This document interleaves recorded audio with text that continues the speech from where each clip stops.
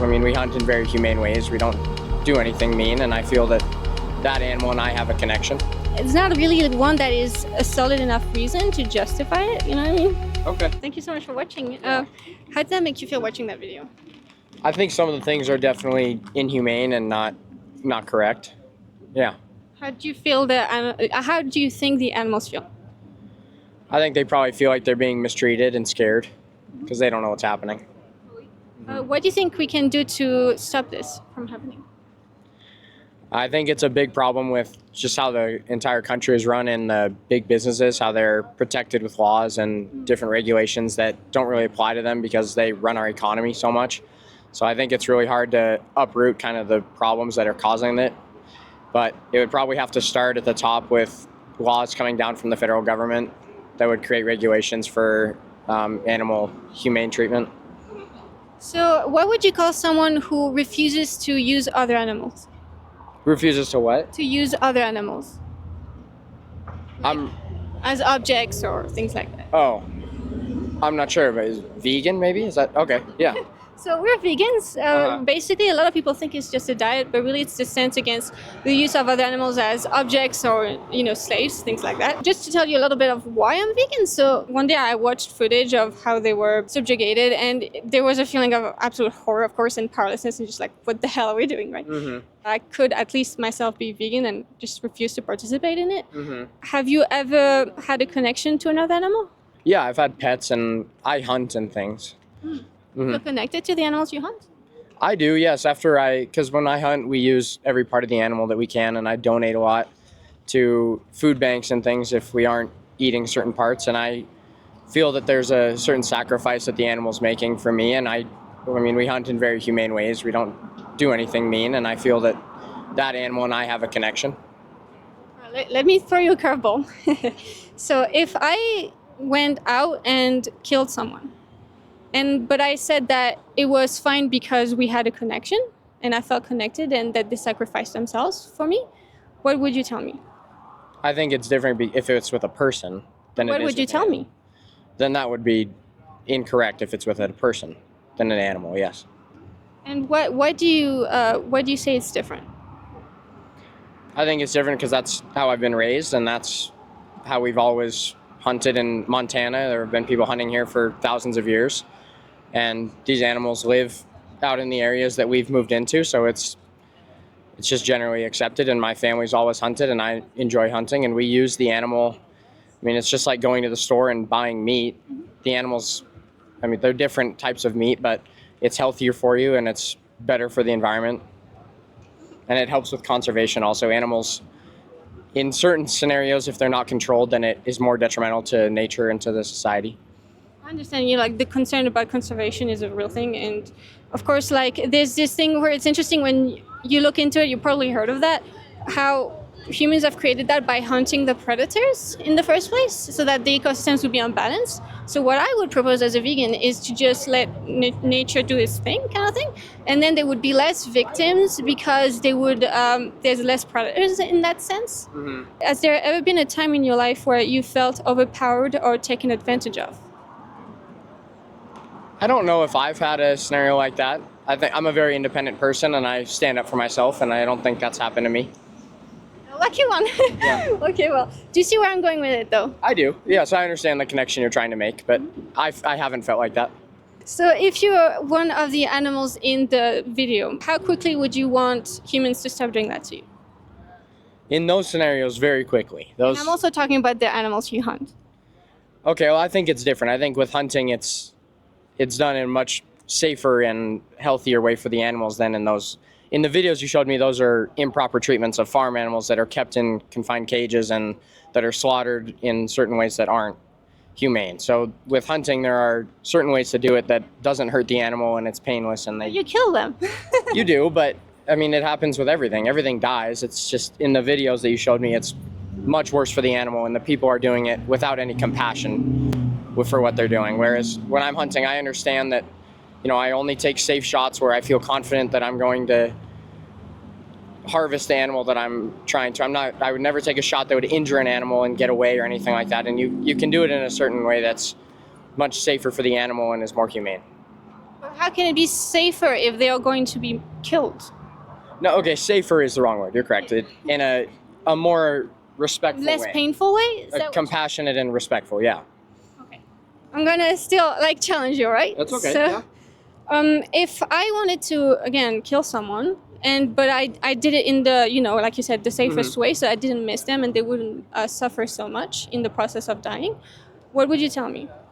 I would tell you it's murder. It's not okay. I think there's a strong difference between an animal that you're hunting, though, for meat and between a human being that you're just murdering. Why? What is it? I think it's the difference between human beings are sentient and we're conscious beings and we have free will and everybody has their own life and their own things going on and we're able to control our own destiny, whereas animals they've been living the same way for thousands of years and they haven't evolved to be a greater being. And I think humans are hierarchically, they're higher than animals are.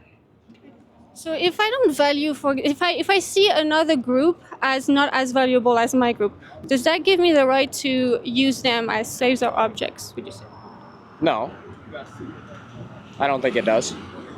It's different when you're talking, in my opinion, it's different when you're talking about an animal versus humans talking about humans. When humans see other groups of humans as less valuable than them, there's an obvious problem with that socially. But I think when you're dealing with animals that you're hunting and that are harvested and that are going to die anyway, I mean, as humans are, but animals have courses of life that they run, and I think that it's a different conversation there. All right. So what is it exactly that makes it okay to do that to other animals but not humans? What is it about them? I think it's just that they're animals and they don't have the same conscious abilities as humans do. They aren't developed and they haven't evolved like we have. Okay. But aren't they? Would you say they're sentient? They're sentient, yes, but they don't have free will and can't control their lives like we can. Okay. So let's say like they're basically going around doing their own thing. It's interesting that you say that because I agree. Of course, we don't have the same lives. We don't have the same realm of choice. Of course, right? But I would say that it's not relevant to that because I would say that when you look at other species, they have their own lives, like you said. But when you look closer, they are actually really rich lives. They have often very strong social structures and deep emotional lives. Like they have fear, they have preferences, personalities, and things like that. And so that's what makes me like see them, of course, as like sentient beings because they are. But like in that sense, what would prevent you from opposing them, like rejecting using them because they are like sentient, because they are sentient beings, and just going vegan?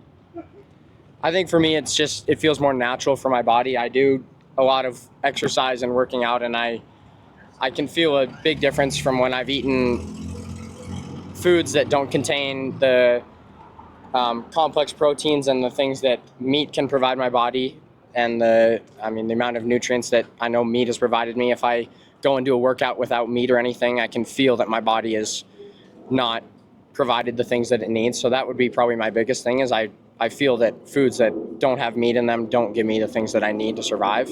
And it's more natural for our bodies to eat meats like we have been for tens of thousands of years.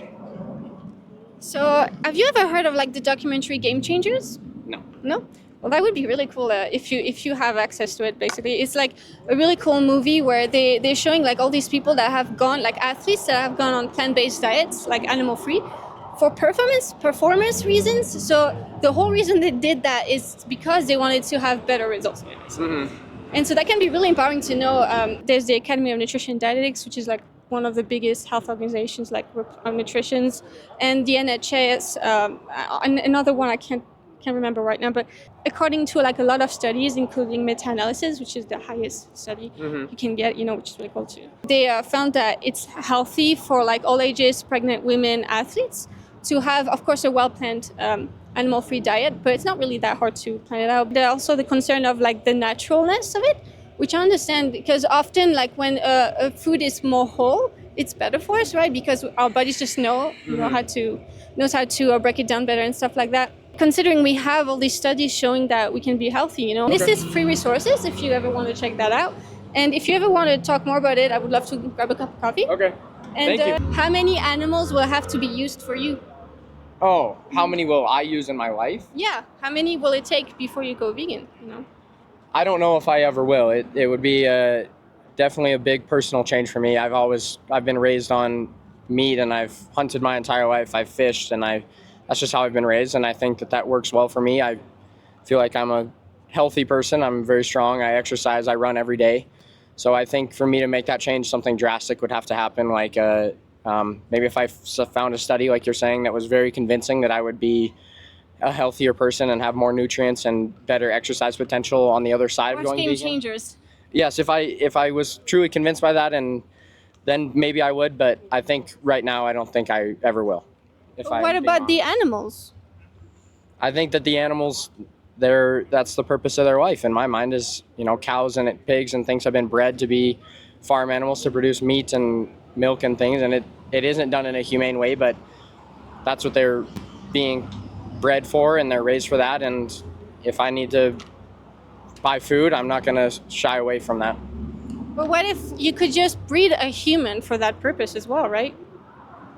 You could. I think that's where morally that feels like a different conversation to me, because a human in my mind is much different than like a cow. Yeah, but what is it? Because we're both sentient. Cows have been bred for that for hundreds of years, though. But that's not what we're talking about right now. We're talking about like the difference. You know what I mean? I think the difference is free will, and having, you have a destiny planned out of, you can make choices in your life that a cow can't make, and you have different things that you're able to do. You have a much more developed brain and limbs and the nervous system and things that they don't have to the same degree. So I think that separates you. But what if a human cannot have these things like rationality because, for example, they might be mentally handicapped their whole life? I think they're still a human being with a human brain who's been born into a human world, and I think that they have those rights when they're born. Okay. So it's still belonging to a group then? I think they belong to a group of humans, yeah. It's just, to me, a human is different than a deer.